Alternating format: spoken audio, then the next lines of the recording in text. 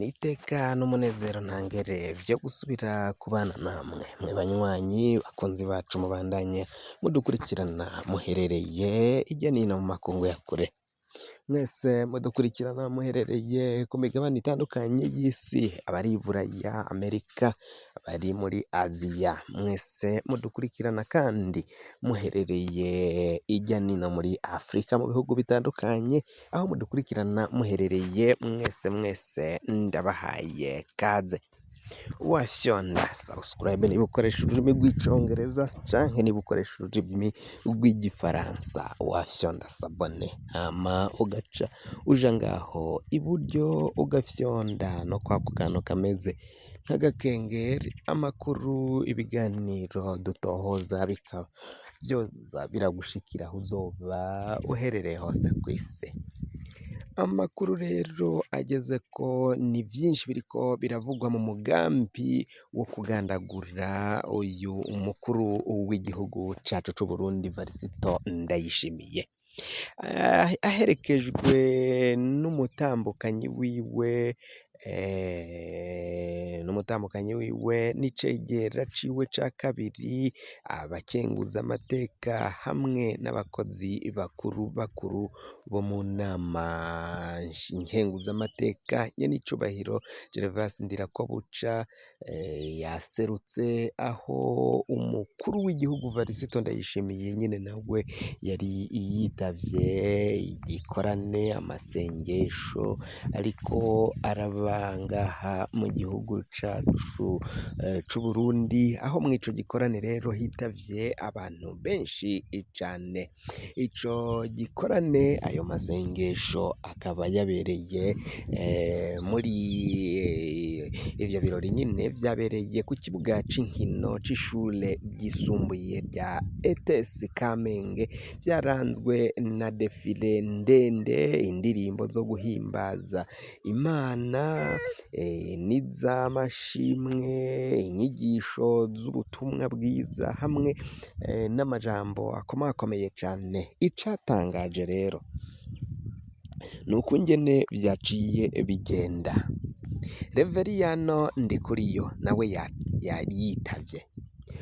Amajambo yashikirijwe na pasiteri canke apotre Isidore Mbayahaga yabaye akasamutwe, yabaye akayobera abahinga.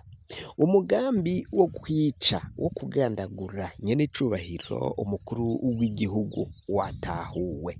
Vyaciye biboneka ko hari hariho umugambi nyene wo kugandagura uyu mwubahwa nyenicubahiro Varisito Ndayishimiye. Hari vyinshi vyaciye bitahurwa. Muri ivyo vyatahuwe rero, umugambi ugayitse wo kugandagura nyenicubahiro umukuru w'igihugu cacu c'Uburundi ciza, General Major Varisito Ndayishimiye. Ivyo vyose vyatanguye kuvugirwa mw'ibanga inyuma y'igikorane c'amasengesho yama yateguwe muri mwaka, ategurwa n'umuryango w'umukuru w'igihugu, yo gushimira Imana ivyiza vyose iba yarakoreye Uburundi mu kiringo c'umwaka wose. Ayo masengesho yitabwa n'ibihangange bikomakomeye n'indongozi zigiye zitandukanye. Uyu munsi rero, umunsi w'ejo niho vyabaye nyene. Amasengesho yabereyemwo ibintu bitamenyerewe, aho umwizigirwa wa Neva ariwe Apotre Isidore Mbayahaga yahinduye imvugo bimwe bikomeye. Mbere amakuru y'ibanga dufise nuko yaje kuvuga ivyo bari bapfunditse, n'akagwi kiwe na Reveriyano Ndikuriyo n'akagwi kiwe nyine. Aho mu vyo Mbayahaga yavuze twovugamwo ibintu bitatu bikuru. Ivyo bintu bitatu bikuru bikuru rero twovuga harimwo aho yatanze akarorero k'abahungu batatu bavukana bari bakenye, hanyuma bazura isakoshi yuzuye amadorari, hanyuma bose bapfa batayariye kubera ko bicanye hagati yabo, hama atanga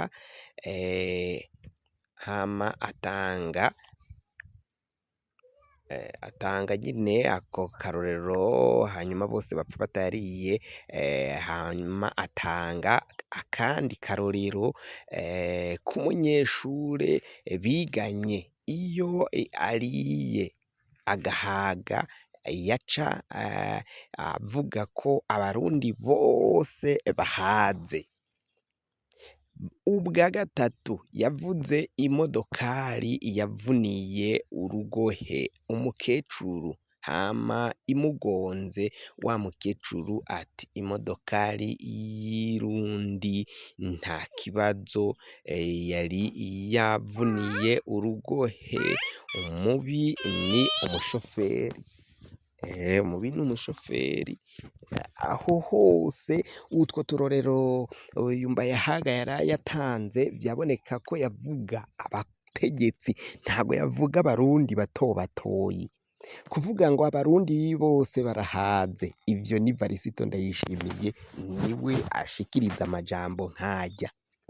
Varisito niwe yama avuga ko abarundi ngo nta nzara bafise, ngo barakeye ku maso, ata n'umwe ashonje. Ntamenye ko hari ibihangange bitishimiye ko Varisito Ndayishimiye ariko ararya wenyine. Ariko ararya wenyine akibwira ko n'abandi bose badashonje, ko bahembutse basonzotse. Ivyo vyose Mbayahaga yaciye agenda ashikiriza, birerekana umugambi wari wapfunditswe wo kugandagura Varisito Ndayishimiye, kandi bigizwe n'abo bategetsi nyine. Akarorero ni kajya ko kuvuga ngo hariho abahungu batatu bavukana bakenye, bazuye isakoshi y'amadorari, bivanye no kutumvikana kuyagwanira, bose barapfuye ata n'umwe yariye.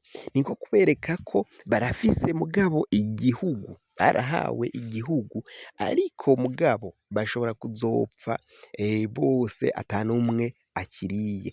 Bari bageze aho igihugu kigiye kuba ciza, ariko bivanye n'amakosha yabo, bivanye n'ububi bwabo, bose barashobora guhona bakicana.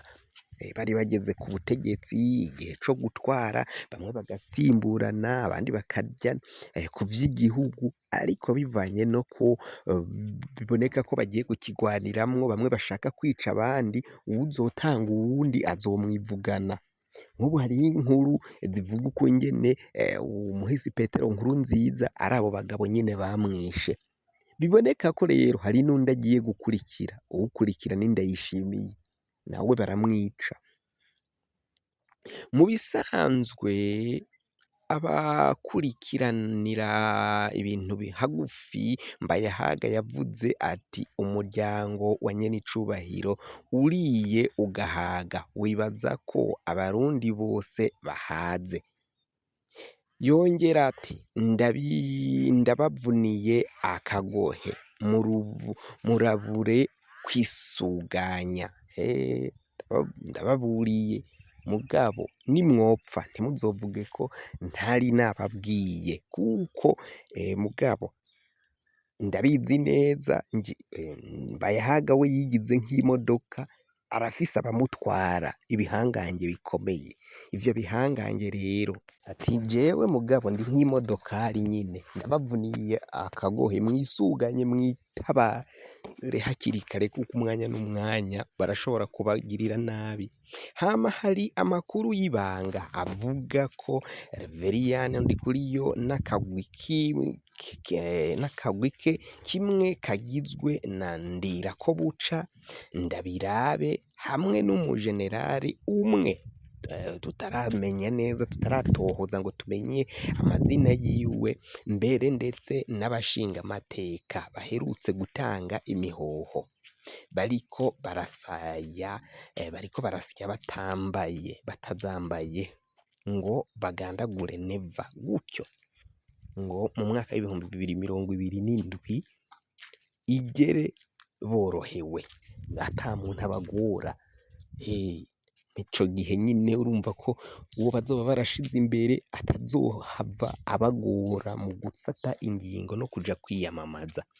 Kubw'ivyo rero hari amakuru menshi turiko turatohoza tuzoshira ahabona vuba cane, turabandanya tubikurikirana tuzobabwira amakuru y'ukungene vyifashe, kandi abantu bari mu gikorane bavyiboneye. Bene Samuragwa bari bambaye impuzu zera n'ibirato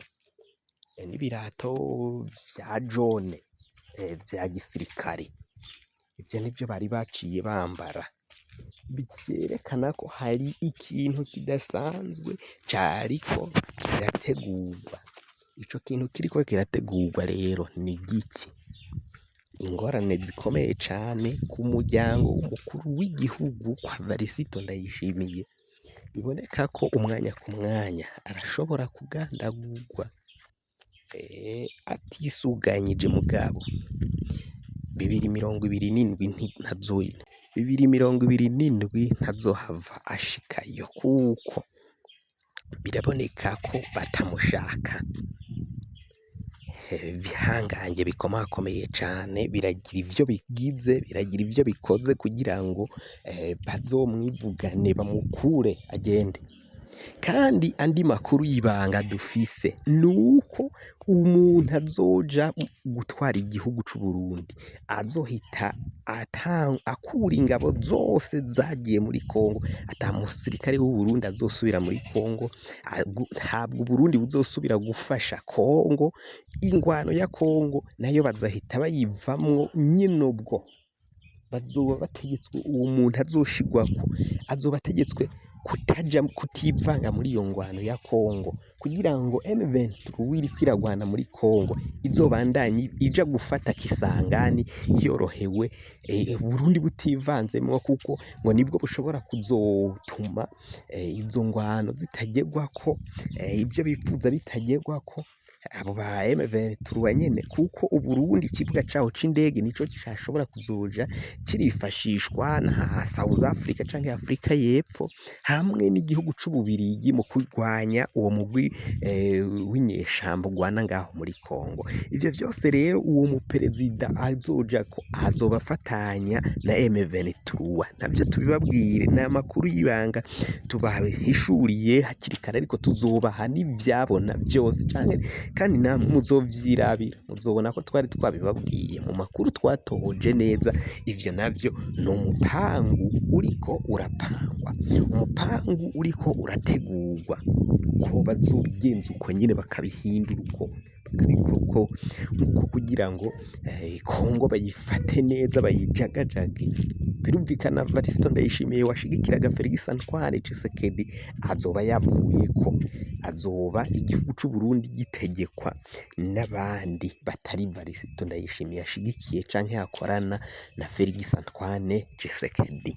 Ivyo vyose ni ibiriko birategurwa nyine ngaha mu gihugu c'u Burundi, kandi biboneka ko mu karere birashobora gutera ibibazo, ingorane vyinshi cane bitandukanye bivanye n'ubu butegetsi buriho muri kino gihe mu karere. Ingorane z'ibibazo bihanze igihugu, cane cane igihugu c'u Burundi. Biraboneka ko rero co kigomba kuhindurirwa umutegetsi, guhindurirwa ubuyobozi bagitwara. Reveriyano Ndikuriyo naho hajya mubona ngo ni umukoroni, ngo ntashigikirwa n'abakozi. Bajya n'abakozi bafise abo bakorera, bafise ababatumye. Umugani rero, imigani Mbayahaga yarayashize ahabona irafise byinshi isigura. Kuri Bunyoni mwaramwumvirije Mbayahaga ukungene yasiguye, ukungene yise Bunyoni maconco. Bwaciye kabiri Bunyoni adatawe muri yompi. Bunyoni yarahagaritswe, arafatwa, arapfungwa, arabohwa. Ivyo byose rero mbayahaye agashikiriza burya ni intumwa aba yatumwe, yatumwe n'abategetsi, yatumwe n'abandi bantu bagiye batandukanye, bamwe bati ni umwesikoro ariko hajya mugabo yerekanye ko nyine umugambi wo kugandagura Varisito Ndayishimiye uhari muri ubwo burorero bwose yaciye agenda arashikiriza. Amakuru yacu rero tubaye tuyahagarikiye ngaha, niba ukoresha ururimi rw'icongereza wafyonda subscribe, canke se ukaba ukoresha ururimi rw'igifaransa wafyonda sabone, hama ugaca ujya ngaho iburyo ugafyonda no kwa kantu kameze nk'agakengeri, amakuru, ibiganiro dutohoza umwanya ku mwanya bizoja bigenda biragushikira aho uzoba uherereye hose ku isi. Mwe mwahejeje gufyonda subscribe kandi tukaba tubakengurukira cane, muri abo kubahwa.